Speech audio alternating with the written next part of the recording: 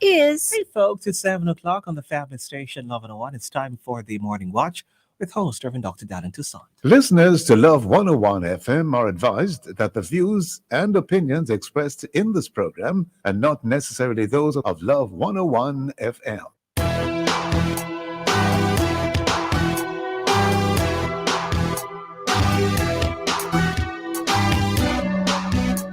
Hello. Hello, and welcome to the Morning Watch on Love 101 FM. I'm your host, Dylan Toussaint. A special welcome to our listeners on love101.org. And if you're overseas and on the move, U.S. listeners can access us at 712-832-8001. And if you're in the UK, 0330-332-6541, or join us via the Love 101 FM app that can be downloaded from the Google Play Store or the Apple Store. You can also join us on Love 101 FM Facebook and YouTube Live. In the first watch today, should the sex offender registry be open to the public? In the second watch, reactions to the recent COVID vaccination task force report and recommendations. For our social media question, we ask, should the sex offenders registry be open to the public? Why or why not? Please share your responses on our Facebook page, Love 101 FM, and also on WhatsApp, 876-997-3125, using the hashtag watch. We'll share your responses later on in the program, but before all of that, here's I quote. This morning's I quote, never lose sight of the fact that the most important yardstick to your success is how you treat other people. Barbara Bush. Well said. Good morning, Shivani. Good morning, Rev. How are you? I'm doing well. And you, my brother? Good, thank you. Yeah? I have been noticing that you have been playing Christmas songs. I tell you. Now, when is the official time to start playing Christmas songs? Right after summer. Right after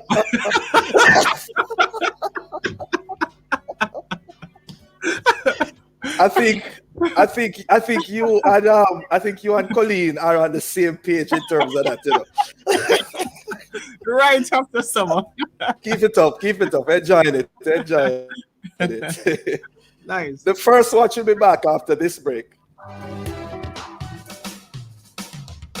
You're invited to listen to Dollars and Cents every Thursday at 8:16 a.m. We'll give you tips on how to make your money count, how to save, and how to grow your worth. It's all inside Dollars and Cents, brought to you by BPM Financial Limited, taking you higher. That's Dollars and Cents every Thursday at 8:16 a.m. on the family station, Love 101. I've got love in my heart and I'm feeling. Get ready for another World of Worship Wednesday inside Alive 1 to 5, November 3. Stick around for Prayer Blast at 2 o'clock. 2:15, we feature Marvin Sapp as our worship artist of the day. Then at 3 p.m., we bring you the Alive Bible Challenge ABC match number 5, which will feature challenger Raheem Rule of the Worship and Faith International Fellowship, WAFIF, going up against challenger Jordan Reed of Portmore Gospel Assembly. All this and more will come your way inside Alive, 1 p.m. to 5 p.m. on the family station, Love 101. Youth Zoom, zeroing in on zealous youth. Yes, for the month of November, join us as we showcase our young people making big moves. Youth Zoom, every Tuesday and Thursday at 9:30 inside Love in the Morning. Zeroing in on zealous youth. November is Youth Month, so join us every Tuesday and Thursday at 9:30 inside Love in the Morning with me, Shivani Blair, your Youth Ambassador. Youth Month 2021. Come hear the stories, the testimonies, the hills and the valleys, and how they overcame. Join us for an exciting story. Youth Zoom, every Tuesday and Thursday at 9:30 inside Love in the Morning, zeroing in on zealous youth. Yes. Strong man. It's National Parent Month, and we're using this week's episode of The Mailbox to honor the first-time Father Them. Join us inside the Mailbox on Wednesday, November 3 at 5:30 p.m. as we zero in on first-time dads, the stuff we want to know. That's The Mailbox, designed for men, hosted by men, and it happens this Wednesday, November 3 at 5:30 p.m. on Love 101 FM, the family station.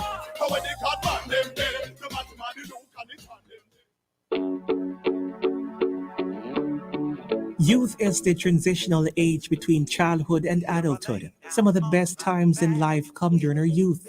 What one learns at this young age, the company that he keeps, the path that he follows, and the lessons of life he takes makes a person what he will become tomorrow. Did you know youth is an extremely important time in everyone's life? Yes, the youth of a nation are its leaders of tomorrow, and so it is vital to educate them with good and strong values and deep thoughts. Hi, I'm Shivani Blair, your youth ambassador, just reminding you it's Youth Month. Keep safe and keep it locked to the family station Love 101. I'll lean on you and lean on me. We got this.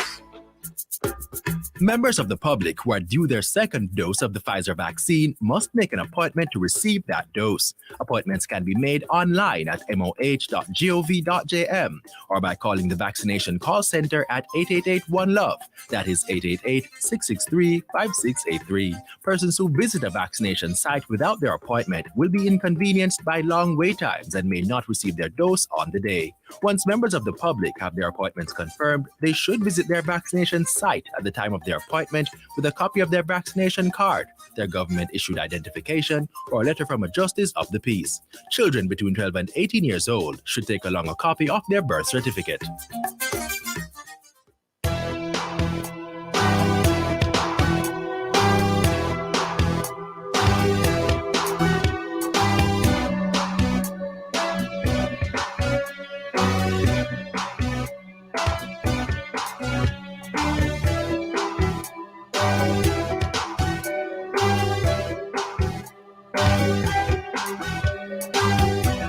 Youth Zoom, zeroing in on zealous youth. Yes, for the month of November, join us as we showcase our young people making big moves. Youth Zoom, every Tuesday and Thursday at 9:30 inside Love in the Morning. Zeroing in on zealous youth. November is Youth Month, so join us every Tuesday and Thursday at 9:30 inside Love in the Morning with me, Shivani Blair, your youth ambassador. Youth Month 2021. Come hear the stories, the testimonies, the hills and the valleys, and how they overcame. Join us for an exciting story. Youth Zoom, every Tuesday and Thursday at 9:30 inside Love in the Morning, zeroing in on zealous youth. I am a man, I am a man, I am a man, yes. Strong man. It's National Parent Month, and we're using this week's episode of The Mailbox to honor the first-time Father Them. Join us inside the Mailbox on Wednesday, November 3 at 5:30 p.m. as we zero in on first-time dads, the stuff we want to know. That's The Mailbox, designed for men, hosted by men, and it happens this Wednesday, November 3 at 5:30 p.m. on Love 101 FM, the family station.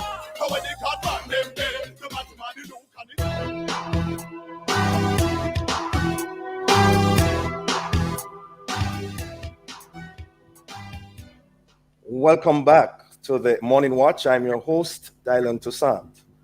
Now, according to media reports, there are over 300 registered sex offenders in Jamaica. But who are they? And where are they? The fact is, they could be anyone we come in contact with, whether for the first time or on a daily basis. A neighbor, a co-worker, a transport operator, or even a pastor. So there are those who are advocating for the sex offenders registry to be made public. Should it be? And what are the issues and implications of doing so? Well, to address these and other related questions, I hope we have online Miss Lynette Vassell, gender activist, and Mr. Andre Earl, QC, attorney at law. Good morning to you both. Good morning, Reverend. Good morning, Reverend Dr. Toussaint. Good morning, Miss Vassell. Morning. Okay, good to And have good you morning to both your with us. listeners. Yes, I hope you're both doing well. Thank you. Wonderfully. So, Okay, Giving thanks, my brother. giving thanks. Yes. Let me begin with you, Mr. Earl. What really is a sex offenders registry? Why was or is there the need for one? And what is the law of the land in terms of access to such information? A sex offenders registry is really a formal system whereby those who have been convicted of an offense Mhm. are required, a sexual offense, are required to register. And this is a registry which is operated under the Department of Correction. So there's a registrar, and in each parish, there is a registration center. In Kingston and St. Andrew, they have a combined center, which is at 12 to 14 Lockett Avenue, downtown Kingston. And this is a registry whereby the sex offender for the next 10 years is under surveillance, so to speak, by the authorities. Mhm. And it is felt that this is a good way to monitor their conduct and their readjustment in the society and the community in which they live in particular.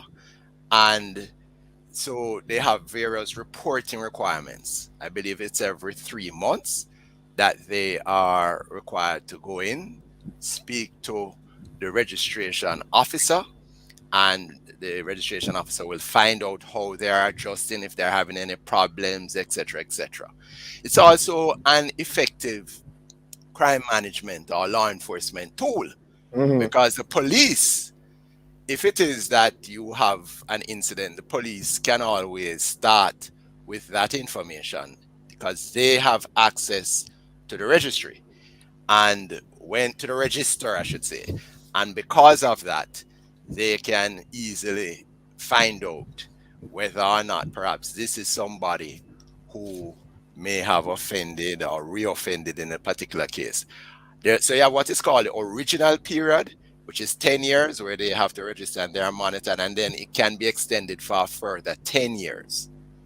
And during that extended further period, the sex offender could apply to a judge in chambers to be released from this requirement, A, of being on the register, and B, doing the reporting. I should tell you that in the Caribbean, Reverend Dr. Tasson, we have 3 countries Mhm. that operate sex offender registries. Jamaica is one, Belize, and Trinidad. The difference between Jamaica and Belize on the one hand and Trinidad on the other is that ours is not what you call a public, it's not open to the public, whereas in Trinidad it is. Interesting. Interesting. Thanks. Miss Vassal? Still Yes. with us? Yeah. Before we discuss the matter of making it open to the public, what are your commendations, concerns, criticisms with the sex offenders registry as is? I think that it is good to start where Mr. Earl ended. He says that it is a good way to monitor and adjust, and for persons to adjust to the situation of their conviction as sex offenders. The truth is that we do not have any information. The public does not have any information or way of judging how effective this rule has been. The register was implemented from 2014, but 7 years after, we have never heard an assessment of its effectiveness. He spoke about it being an effective crime management tool, but the fact is that what we know that there's a lot of repeat offenders. We don't know the extent of it, and the fact that we continue to have greater and greater levels of offense of innocent and vulnerable children and women and boys means that as an effective crime management tool, we are not having the benefits of that. My apologies, Mrs. Vassal. We are up on a break. Could you hold that thought? We'll be right back. Between 2015 and 2020, there were 74,455 reports of child abuse in Jamaica. Report child abuse. Call 211. The time brought to you by Child Protection Services is 7:16. Broadbent has a super new location off Concert Spring Road with a super variety of frames like Jimmy Choo, Juicy Couture, and more, or super lens styles such as transitions in various colors, progressives to suit your lifestyle, and of course, single vision and computer lenses designed specially for digital devices. Also, Broadbent has a super supply of contact lenses with a UV block and transitions feature. Best of all, our eye care professionals are available 6 days a week at the Super Value Town Center, Constant Spring. Broadbent, love the way you look.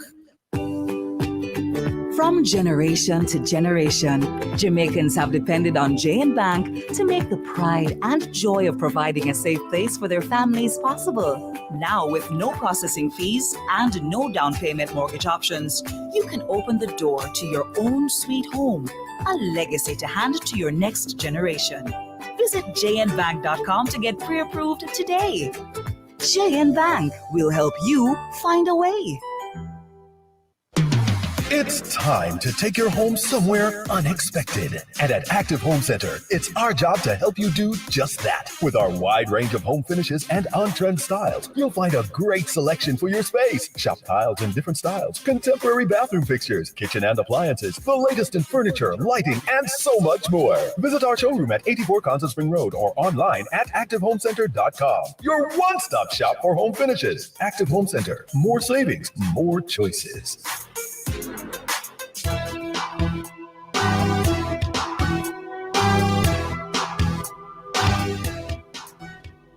Welcome back to the Morning Watch. Thanks for staying with us. I'm your host, Dylan Toussaint. And in this, the first watch, we are discussing the whole matter of Jamaica's sex offenders registry.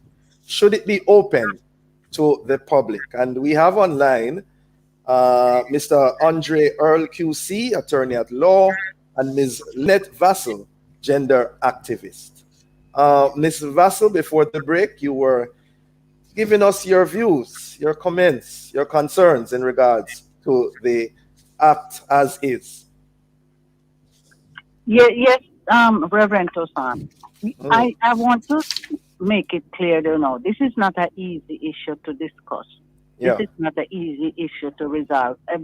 My heart breaks around the question because we know the context in which we operate. But the fact is that we do not have evidence of the effectiveness of the workings of the registry because things are getting worse.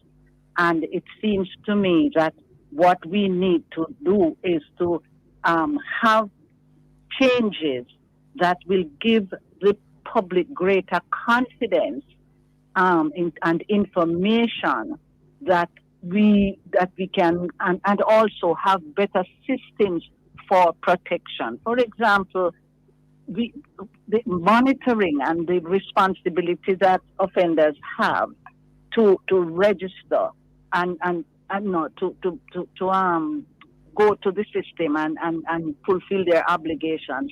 Are these being carried out? The reporting obligations that they have.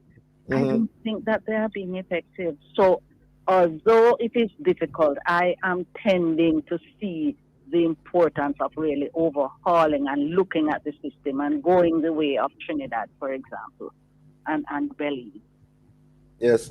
Mr. Earl, as you described and defined the whole aspect of the registry, could you just tell me, is it for every sexual offense that it's applicable? There are specified offenses to which it applies. And I should tell you that when one is setting up a sex offenders registry, there are three bases: risk-based, sentence length-based, and offense-based. In Jamaica, we use the offense-based method. And to your question, the specified offenses as our Sexual Offences Act describes it are, for example, incest, rape, marital rape, sexual touching or interference, sexual grooming of a child, sexual intercourse with a person under 16, grievous sexual assault, indecent assault, abduction of a child under 16, forcible abduction, and so on. So we have specified offenses that it relates to, and there's no distinction. In the US, for example, they have a tiered system. So you have tier 1, tier 2, and tier 3. And in that system, how it works is that tier 3 is considered the most serious, and hence you have to report for life. And you have to report every quarter. The minor offenses, relatively minor, are, for example, public lewdness, sexting, you know, where they send pictures, naked pictures of themselves to somebody under 16 and so on. That is considered a minor offense. And the tier 1 system, the reporting requirement is less. And for it may, for example, be annually, and also the length of time that it operates for. I believe it's 15 years in the US. So you have a lot of considerations that you have to take into account. And let me just hasten to say, Reverend Dr. Toussaint, I agree with Ms. Vassell that it is a serious problem. And when somebody, a victim of a sexual offense, has been shown to be severely affected. There are mental health issues, and these go on no matter when it is that it starts, but all the way into adulthood. Yeah. But one of the things that I think we need to look at in balancing the scales as we decide, do you go public and open or do you keep it as it is this whole matter of the likelihood of the person reoffending, what they call recidivism. Right. And the reality is that studies have shown, you have studies from Australia, for example, that have shown that there is no greater likelihood of the offender reoffending because the registry is closed, as ours is, private, as against being open. They have done checks and said, you know, they haven't found much difference. Even in the states where they had what is called the Megan Law, a 13-year-old Megan Kanker had been abducted by her neighbor and assaulted. And they did checks and research in relation to that. And the statistics also show that pre the Megan Law, where it was a closed registry, and after, where it is open, they're not seeing much difference in the whole matter of reoffending. And one of the reasons for that, quickly, just to say, is because many of the people who are involved are known to the victims. 35% or so are family members, another 60% are acquaintances. It's a small percentage who don't know the victims and who are strangers, and so that is why. Yeah, a lot of information there. Ms. Vassell, based on all that was just said, what's your take on it? Should it be open? Yes, I definitely, for the reasons that Mr. Earl has cited, the long-term damaging effects on victim survivors, and also the fact is that we have not sufficiently assisted the perpetrators towards rehabilitation, because the systems that we have, our system is a penalty system. People are being supported and assisted because our mental health, our prison system is so punitive and alienating. So we need to take measures that looks at the human needs of both victims and the perpetrators. It's not an easy fix, Reverend. It's not an easy fix, but we have to invest the resources and the time to recognize that unless we bring greater exposure to this issue. And for example, she speaks about the fact that a lot of persons are known to the communities or to the victims or whatever. The fact is that if there is exposure on incest, for example, it will be reduced in the household. A part of what is perpetuating these terrible offenses is the fact of it being closed and hushed and hidden. And it seems to me that what we have to do is enable all of us to recognize that we have a very damaged society. We have What about the guilty person though? If it's open, wouldn't that person have a permanent scar? I mean, even when the person has been rehabilitated, has repented, has really changed. Well, I'll tell you something. The person who has been offended also has a permanent scar, and that is why I'm saying we have to take it as an issue for all of us. We have to be looking at the human need of the person who continues to be damaged even after the perpetrator has reformed himself or herself. So we can't take it lightly, nor should we rush, but we must have these discussions in communities, the whole business of what to do. Unless we take these discussions into communities, communities are likely to respond in a punitive way, and we see instances of mob killings and whatever. But we have to have the time and the resources and the approach of saying, Jamaican brothers and sisters, we have this problem. There's too much rape. There's too much incest. And the way that we have to do it is that we have to protect each other. We have to protect the vulnerable. And we have to make sure that our systems reform those who are perpetrating. And we have to understand that the root of these things has to do with attitudes and ideas and philosophies that put human beings as owners of others. The system says that men have privilege over women in all aspects, and we have to dig deep to change those attitudes. Mr. Earl, what's your take on that? I respect Ms. Vassel's views, and I can understand where she's coming from. I, however, have a different view. I don't think at this stage it should be opened. And I'll tell you why. It's a cultural thing in Jamaica. We saw what happened to Mr. Levi Chambers in St. Thomas.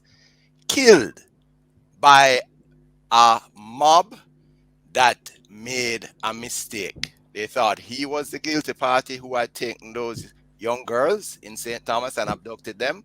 He was not. He is dead. His family has to deal with that now. Community members have blood on their hands. And I should hasten to say that in Jamaica, our regulations, when we say it's a private register, the reality is that many people have access to it. It's not the public at large. So you have the members of the JCF, you have persons engaged in professional counseling of sex offenders, prospective employers and employees of the sex offender, persons managing educational institutions at which a sex offender is enrolled or is seeking enrollment, persons managing facilities for care or treatment of vulnerable persons at which a sex offender is or has applied to be a patient, employee, or volunteer, and a parent, guardian, caregiver, nearest relative, or person who, in light of a proposed association with the sex offender, the registrar considers as having a legitimate interest in Tier 1 information. Yeah, so half a minute. That to me offers enough protection, certainly in relation to persons who need to know in case they have any concerns. Plus, of course, don't forget there is the fact that the victims have a right to know based on the current state of our law. So as far as you're saying, let it stay, let it remain as is. Yes. Okay. All right. Well, we have to leave it there, ladies and gentlemen. Thank you very much for an informative and interesting discussion, I believe. I'm sure that the discussions will continue. Have a productive day. Thank you very much. All the best to you both and your listeners. Thank you. Thank you. Thank you. Listeners, the Morning Watch will return in just a moment. Now with no processing fees and no down payment, it's time to open the door to your own sweet home. The time by JN Bank is 7:30 a.m. Boy, them healthcare workers are some real superhero, you know. No wonder how me can never repay them for them service. Use the BIP Messenger app to salute to healthcare workers. You could win instant prizes from Digicel, like bill discount and more data. Here's how you can enter. Download the BIP app. Go to the Discover section and search for the Healthcare Hero channel. Follow the channel and select Nominate. Upload a photo or video of the healthcare worker you admire the most and support their nomination by voting for them every day between October 26th and November 5th. Let's salute our healthcare heroes. Download BIP today. I am a man, I am a man, I am a man, yes. Strong man. It's National Parent Month, and we're using this week's episode of The Mailbox to honor the first-time father them. Join us inside the Mailbox on Wednesday, November 3 at 5:30 p.m. as we zero in on first-time dads, the stuff we want to know. That's The Mailbox, designed for men, hosted by men, and it happens this Wednesday, November 3 at 5:30 p.m. on Love 101 FM, the family station. The first sound they make is to simply let the world know they're here. And then it's our duty to help them show the world why they're here in the first place. Give them every advantage with the Guardian Achiever, a plan that provides for their educational dreams and protects their health and life in the process. For more information, call 888-4LIFE to speak to an advisor or visit myguardiangroup.com.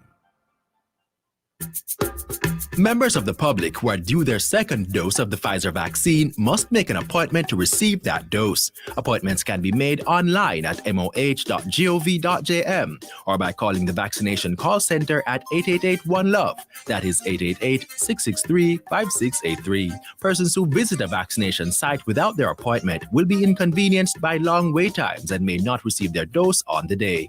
Once members of the public have their appointments confirmed, they should visit their vaccination site at the time of their appointment with a copy of their vaccination card, their government-issued identification, or a letter from a justice of the peace. Children between 12 and 18 years old should take along a copy of their birth certificate.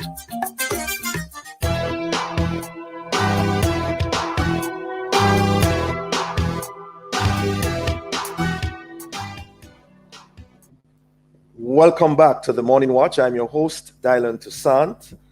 Let's have a look at the newspapers to see what Jamaicans and others are saying and doing in the Gleaner. Craft vendors refuse jobs despite risk of no cruise biz. And also we see that a man is killed after refusing to remove camera from house. And then witness says he didn't trust pastor who ordered hit. In the Observer, witness explains how he double-crossed gangsters. And a Jamaican-born woman makes history as Virginia Lieutenant Governor. And her name, Winsome Earl Sears. Congratulations to her. And we see finally in the Observer, House approves increase for legal aid in gang trials. Those are some of the major headlines in our newspapers. Coming up next, we'll read some of the feedback from our social media question.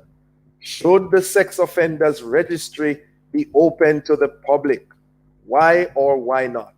Please leave a comment on our Facebook page, Love 101 FM Jamaica, or WhatsApp 876-997-3125. Soon come back. Tell us you. Month of November, join us as we showcase our young people making big moves. Youth Zoom every Tuesday and Thursday at 9:30 inside Love in the Morning. Zeroing in on zealous youth. November is Youth Month, so join us every Tuesday and Thursday at 9:30 inside Love in the Morning with me, Shivani Blair, your Youth Ambassador. Youth Month 2021. Come hear the stories, the testimonies, the hills and the valleys, and how they overcame. Join us for an exciting story. Youth Zoom every Tuesday and Thursday at 9:30 inside Love in the Morning. Zeroing in on zealous youth.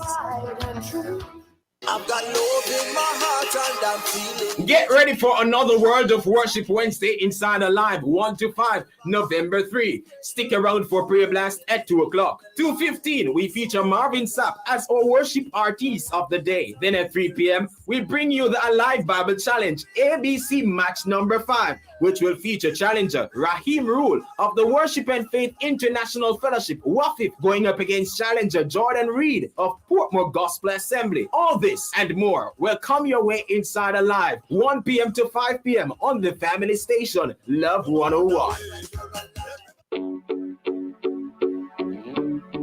Youth is the transitional age between childhood and adulthood. Some of the best times in life come during our youth. What one learns at this young age, the company that he keeps, the path that he follows, and the lessons of life he takes makes a person what he will become tomorrow. Did you know youth is an extremely important time in everyone's life? Yes, the youth of a nation are its leaders of tomorrow, and so it is vital to educate them with good and strong values and deep thoughts. Hi, I'm Shivani Blair, your youth ambassador, just reminding you it's Youth Month. Keep safe and keep it locked to the family station, Love 101. I'll lean on you, lean on me. We got this. You're invited to listen to Dollars and Cents every Thursday at 8:16 a.m. We'll give you tips on how to make your money count, how to save, and how to grow your worth. It's all inside Dollars and Cents, brought to you by BPM Financial Limited, taking you higher. That's Dollars and Cents every Thursday at 8:16 a.m. on the family station, Love 101. Here's a vaccination message from Love 101 FM. To find out more information on the COVID-19 vaccines, you can visit the Ministry of Health and Wellness's website at www.moh.gov.gm,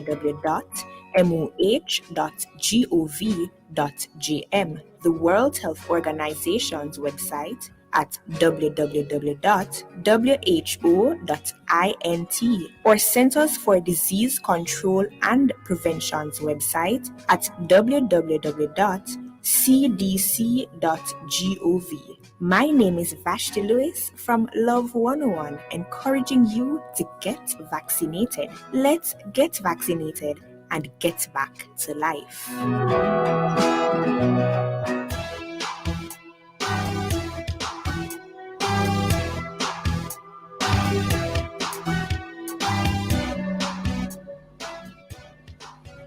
Welcome back to the Morning Watch. Thanks for staying with us. I'm your host, Dylan Toussaint. Let's join Shivani for a look at how our Facebook and WhatsApp friends answered today's question. Should the sex offenders registry be open to the public? Why or why not? Shivani. All right, this one says, yes and no. We live in a society where people have a habit of taking the law in their own hands. We don't know how to deal with this. Yes, the victim is hurt. Have to live with violence is mainly our answer to situations such as this. All right. Let me see what this one says. This one says jungle justice will reign. So no, however, restorative techniques could be embraced as part of the healing of victim and rehabilitation of offender. That's from Kerry Ann. All right, I think that's all I'm seeing now. Thanks for the comments. Yeah. Okay, thank you all. Restorative techniques. Interesting. Well, listeners, vaccinate or test. That's the recommendation for public sector workers from the National COVID Vaccination Task Force. As according to the report, there's a low vaccination rate among frontline workers, including fewer than half of public health nurses been fully vaccinated. Against the backdrop of those statistics, what are some of the main reactions to the recommendations? Well, to discuss these and other related issues, we have joining us this morning Dr. Brian James, President of the Medical Association of Jamaica, and Mr. David Wan, President of Jamaica Employers Federation. Good morning, gentlemen. Good morning. Morning. That sounds like, who is that? This is Dr. James. Dr. James, yes, welcome. All right. Mr. Wan, are you with us, Mr. Wan? Is Mr. Wan online? All right, not yet. Okay. Yes, Mr. Dr. James, you're still with us.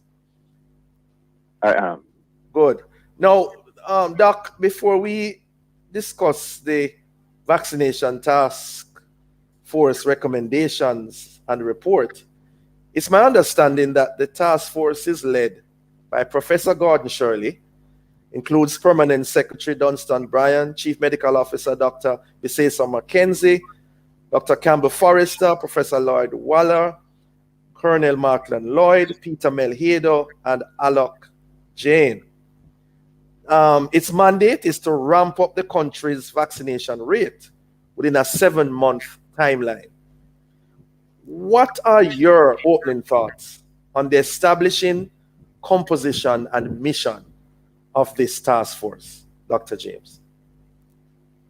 I believe that this task force has the right mandate, particularly given the hesitancy that was evident from earlier among the Jamaican population.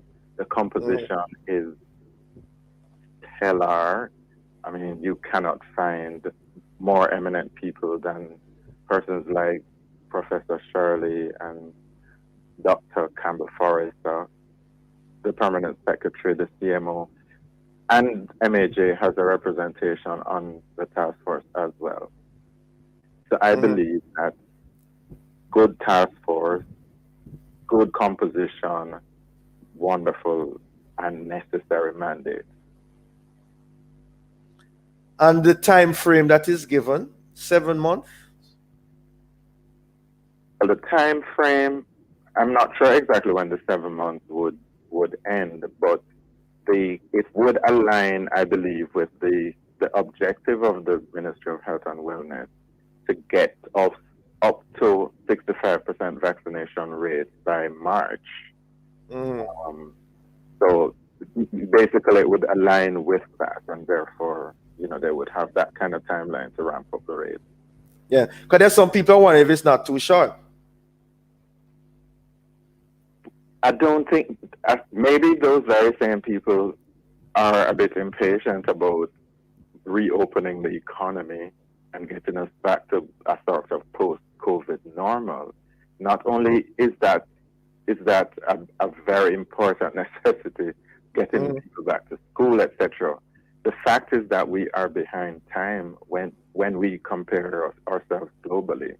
I mean, certainly in the Caribbean, we're behind time. We are way below the rates that we need to be at. In the Americas, we are behind. So I think the timeline is fine as well. Yes. Mr. Wan on? Mr. Wan? Okay, not hearing him as yet. Now, Dr. James, last week, in its first report, the task force recommended that the government implement vaccine or test mandate for public sector workers. Your views on that, Doc? The MAJ has been looking at this for some time. There has been a bit of ambivalence within the ranks of MAJ about whether or not we have come to the time when a mandate is necessary. We have, I think we've come down, I've formed a task force myself to advise us on things of that matter. It's a pandemic response task force, and their first mandate was to look at the question of the vaccination mandate. And what we've come up with is that we believe that it may very well come to that in the final analysis, may even come to that in the relatively near future.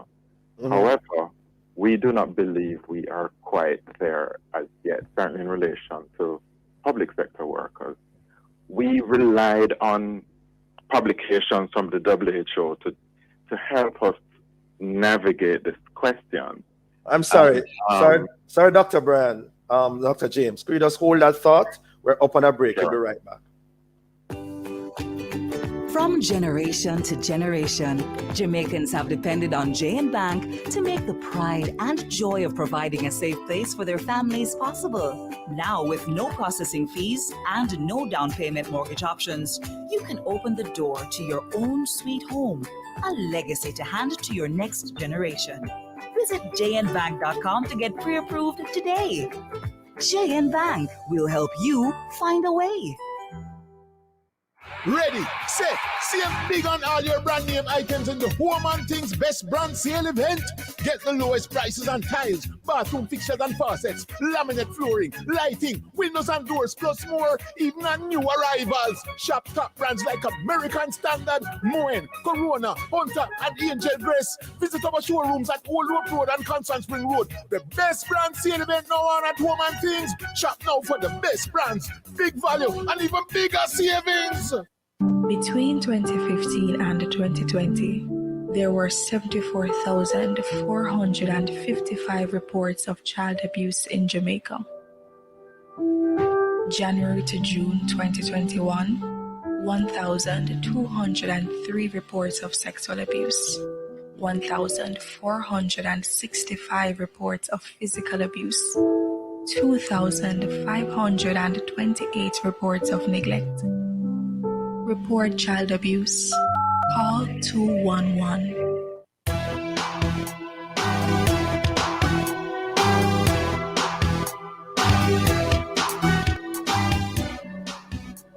Welcome back to the Morning Watch. I'm your host, Dylan Toussaint. Thanks for staying with us. And in the second half of the second watch, we are looking at reactions to the recent COVID vaccination task force report and recommendations. And we have online Dr. Bryan James, President of the Medical Association of Jamaica. Dr. James, before the break, you were telling us of your views in regards to the recommendations so far. Yes, certainly. And I started off by saying that we do not believe, although we think that it's likely that it's going to come to it, or it's possible that it's going to come to it, probably even in the near future, we do not believe we're quite there as yet. And when we looked at the WHO document on the matter, they give guidance on when it would be appropriate to implement a mandate of this sort. We believe that although many of the criteria have been satisfied, there are a few that have not been. So they speak about whether there is sufficient evidence of vaccine safety. I don't think any conscientious observer could say that there isn't sufficient evidence. Whether there is sufficient evidence of vaccine efficacy and effectiveness. Again, this is well demonstrated by all the studies, all the experience so far. Sufficient supply of vaccine. I noticed that the task force mentioned that we don't have a supply problem anymore, and we would beg respectfully to differ in a nuanced kind of way. Although the number of vaccines available in Jamaica, the number of doses available in Jamaica might be higher than it was a few months ago, there is a problem. I think there's a problem of alignment of where the demand is with where the supply is given, and also the supply of the Pfizer vaccine. There are some people who would prefer to have the Pfizer, and the Pfizer is only appropriate for children. It's the only one that is appropriate for children. But there are thousands of children who are ready to get it, and it wasn't available at the time when they were ready. So supply, the nuance of actual details of supply, we're off on that. Precedents, we've had vaccination mandates in Jamaica before, around the world, and that has worked. So effectively, we believe that we have not satisfied all the conditions for general implementation of a vaccine mandate at this time. Prior to such an implementation, there must be an expansion of the public education campaign targeting all segments of our society and ensuring that the supply of vaccines approved for use in Jamaica is consistent and reliable. This should include adequate supplies of the Pfizer vaccine for all children above age 12 at the moment and adults who prefer to be vaccinated with this brand. Yes. Frontline healthcare workers are a special category, we believe, and should be treated as such. And they're the ones that were targeted by the recommendation. There should be a targeted, focused, and well-defined education campaign with a finite duration, maybe about a month, where all the issues are explored and concerns addressed. During this period, the vaccine should be made available and all workers encouraged to be vaccinated. The task force mentioned that frontline workers have a low uptake. That is not the case with the doctors, though. Our surveys indicate that over 90% of the doctors in the public service in Jamaica generally of our members are actually vaccinated. So the problem is with certain other healthcare workers, and we should target them. And we are willing as MAJ to be a part of this process of increasing awareness among our colleagues and also giving them the information, answering their questions, assuaging their concerns. Thereafter, so after this 1 month period, we believe that there should be a vaccination requirement, which may include proof of vaccination or weekly PCR testing, just like the task force is recommended. And it should be implemented for critical groups of government employees.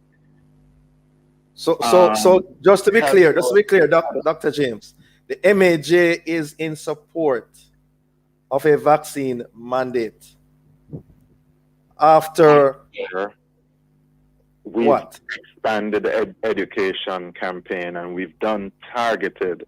How you judge that? How you determine that though? Because there are persons who are arguing that, I mean, every media house you turn to, the advertisements are there. Discussions are happening all over the island. How does one determine? How you put your finger on that? Well, we can actually set benchmarks for that. I have my benchmark, to be very honest with you, is after my many decades of life and passing through several cycles of general election, when I compare the kinds of advertisement I am used to during election time with what I am exposed to now, I don't think we're there yet. I believe that we have the capacity to inform and convince people to a greater extent than we are doing now. And I don't know if anybody could disagree with me on that one. I really don't think that we're there where certainly public education is concerned as yet. But in addition to that, I noticed that the private sector vaccine initiative, a lot of their members actually have targeted education sessions with question and answers. Right. None of that is happening in the healthcare, in the actual healthcare sector, right? Where people are call to webinars, and this webinar is about assuaging fears on. How would you respond, Dr. James, to persons who are saying that you would expect that the workers in the health sector would know more than the average Jamaicans of the importance of the vaccine? And how much more would they need to know? I mean, you know, it has been months, a year and a half at least, of this virus. Well, what we expect in reality is there might be a significant gap between that, as evidenced by the uptake among some members of the healthcare workers. So clearly there is need for more. Is it education or just the resistance, though? That there are persons who are resisting it, maybe for religious reasons, philosophical reasons, and with all the education, they're not going to take it. At what stage do we say enough is enough and do what the report is recommended? Just like I said, at the stage when we have actually done it in a targeted and sustained fashion with this particular objective in mind. So, and we've told them before that we're giving you a month. We are going to give you the opportunity to ask all of your questions. Let us know what your issues are.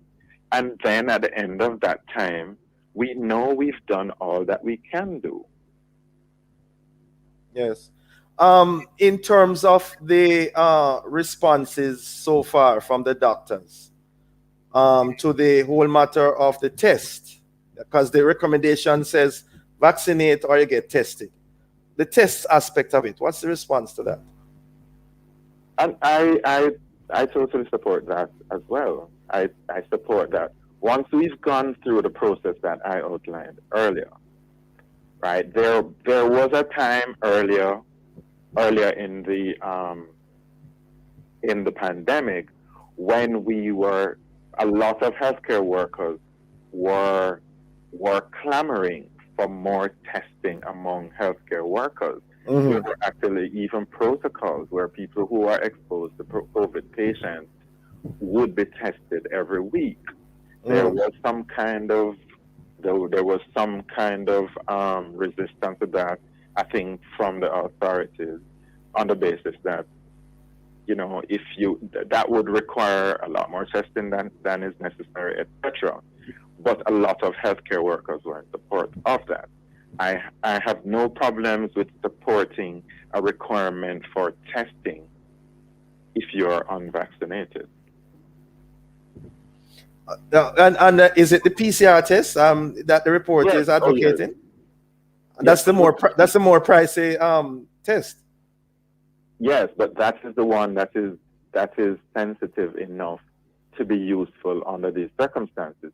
If you're going to do testing of routine testing, mm-hmm. particularly of people who are asymptomatic, then the antigen test would not be appropriate for this kind of situation. Yes. And as we wind down our discussion, if you were on that task force, Dr. James, what additional recommendations would you give? Oh, and I'm glad you asked. I was asked to give them recommendations recently, and so I have my recommendations. One, I would say expand the involvement of the general practitioners all around the island, everywhere around the island, in this vaccination program. This has started. It is unclear exactly what the levels are at the moment. Yes. We have 1 minute. We have 1 minute. We have 1 minute. Doc, here, go ahead. Yes. The second thing would be the churches. I keep on saying the churches are a major, important block of persons of influencers in Jamaica, and we should involve the churches to a much greater extent. Maybe even introduce a kind of quid pro quo. If you have a church with more than 65% vaccination rate, then you can have normal services within the context of social distancing, etc. Okay. Guess what, Doc? We have to leave it there. All right. I want to thank you so very much for joining us. We understood that you you perhaps would not have been with us the entire time. We thank you for staying with us. Have a productive day. Thank you very much. Thank you, listeners and viewers, for being with us. Join us again tomorrow as we continue to set the stage for a discussion of topical and controversial issues. For information or get copies of this program, call our production department at 876-968-9596-7. This has been the Morning Watch. Thanks to our producer, Miss Kathy Gale, and our guests. I am Dylan Toussaint, handing you back to Love in the Morning with Siobhan Blair. Program Forward in Faith, brought to you by the Port Morning Testament Church of God. The Lord will return.